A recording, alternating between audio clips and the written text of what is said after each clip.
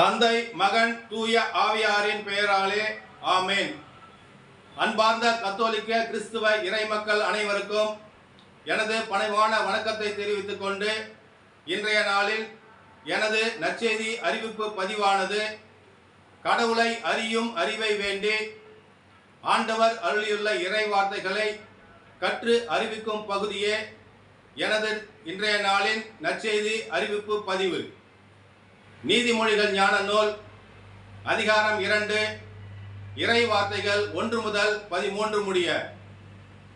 பிள்ளாய், நீ ஞானத்திற்கு செவி சாய்த்து மெய்யறிவில் உன் மனதை செலுத்தி என் மொழிகளை ஏற்று என் கட்டளைகளை சிந்தையில் இருத்திக்கொள்.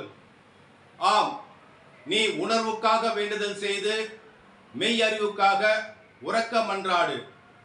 செல்வத்தை நாடுவது போல் ஞானத்தை நாடி புதையலுக்காக தோண்டும் ஆர்வத்தோடு அதை தேடு.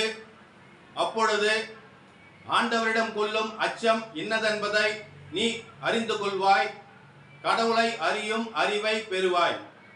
ஏனெனில் ஞானத்தை அளிப்பவர் ஆண்டவரே, அறிவிற்கும் விவேகத்திற்கும் ஊற்றானவர் அவரே.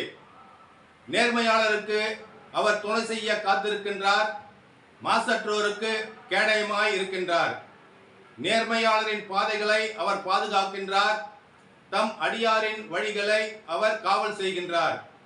எனவே நீ நீதியையும் நியாயத்தையும் நேர்மையையும் நலமார்ந்த நெறிகள் அனைத்தையும் தெரிந்து கொள்வாய்.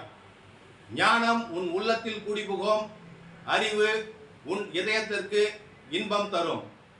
அப்பொழுது நுண்ணறிவு உனக்கு காவலாயிருக்கும், மெய்யறிவு உன்னை பாதுகாக்கும். நீ தீய வழியில் செல்லாமலும் வஞ்சகம் பேசும் மனிதரிடம் அகப்படாமலும் இருக்கும்படி உன்னை காத்துக்கொள்ளும். நேர்மையான வழியை விட்டு விலகி இருளான பாதையில் நடப்போரின் கைக்கு உன்னை தப்புவிக்கும். ஆண்டவரின் அருள்வாக்கு. கிறிஸ்துவே உமக்கு புகழ்.